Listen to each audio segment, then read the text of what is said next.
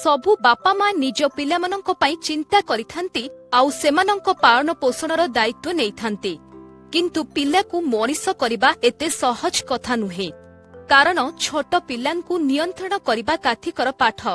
बयस बढ़िबा सहित सेमानंको मध्यरे दुष्टामी देखिबाकु मिले। धीरे धीरे सेमानंको मनोभावरे परिवर्तन देखादिए, जेपरिकी बड़मानंकु परिहास करिबा एवं सेमानंकु असम्मान करिबा। एपरि परिस्थिति रे बापा मां किछि बुझिबा पूर्वरु सेमाने प्रत्येक कथारे जुक्तितर्क करिबा एवं रागिबाकु आरंभ करंती। अनेक बापा मां अछंती पिलामानंक एभरि मनोवृत्ति देखि सेमानंक उपरे रागंती बा सेमानंकु पिटंती।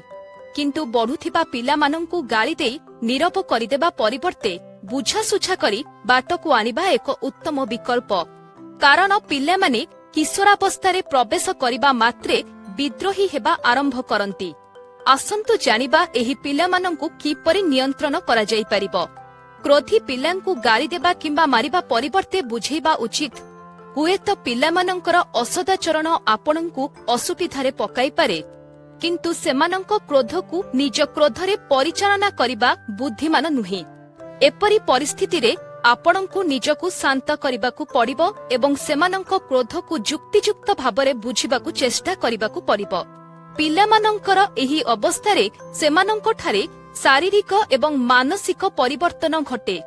एपरि परिस्थिति रे अवश्य आपण निज पिलामानंकु सबुबेले रागिबा नै पसंद करि न पारंती, किंतु वर्तमान अवस्थारे धैर्यर सह सेमानंकु बुझिबाकु पड़िबो। जदिओ पिलामाने निजर व्यक्तित्वर विकास करंती, तथापि सेमाने बड़मानंक ठारु किछि सिखंती। एपरि परिस्थिति रे सबुबेले सेमानंक सहित शांत एवं बंधुत्वपूर्ण आचरण करिबा जरूरी। जदि आपण सेमानंक उपरे रागिबे, पाटी करिबे, मारधर करिबे, तेबे सेमाने उल्टा जवाब देई पारंती।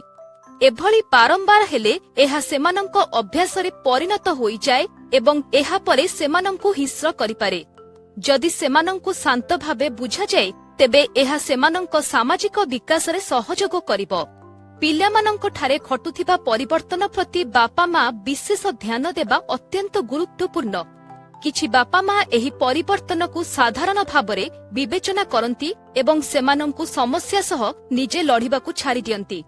एहा करिबा संपूर्ण जुक्तियुक्त नुहे, कारण एहा द्वारा पिला भूल रास्तारे जाई पारंती।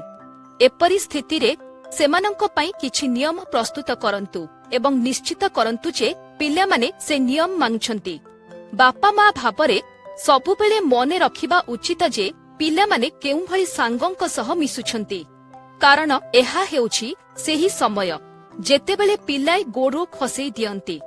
एपरि स्थिति रे आपण बेले बेले सेमानंक सांग मानंकु घरकु निमंत्रण करंतु। सेमानंकु बाहारे मध्य भेटी परिबे ओ तांको बापा मांक सह कथाबार्ता होई परिबे। एहा करिबा द्वारा पिलामानंकु खराब संगरे पड़िबारु रक्षा करा जाई परिबो। जदि तुमरो पिला किछि कामरे विफल हुए किंबा किछि विषयकु नै दुख करे, तेबे सेमानंकु उपदेश देबारु दूरेई रहिबा उचित, कारण एहार अनुताप पिलामानंकु मध्य होइथाय। जदि आपण सेमानंकु गाली दियंती, सेमाने अनुभव करिबे जे बापा मां सेमानंक भावनाकु बुझिबारे सक्षम नुहंती। एपरि परिस्थिति रे सेमानंकु उत्साहित करंतु, सेमानंकु साहस दियंतु एवं परवर्ती समय रे सफल हेबाकु कुहंतु। एहा करिबा द्वारा विद्रोही पिलामाने धीरे धीरे बुझिबा सुझिबार होइजिबे एवं सेमानंकर लक्ष्य मध्य हासिल करिबे।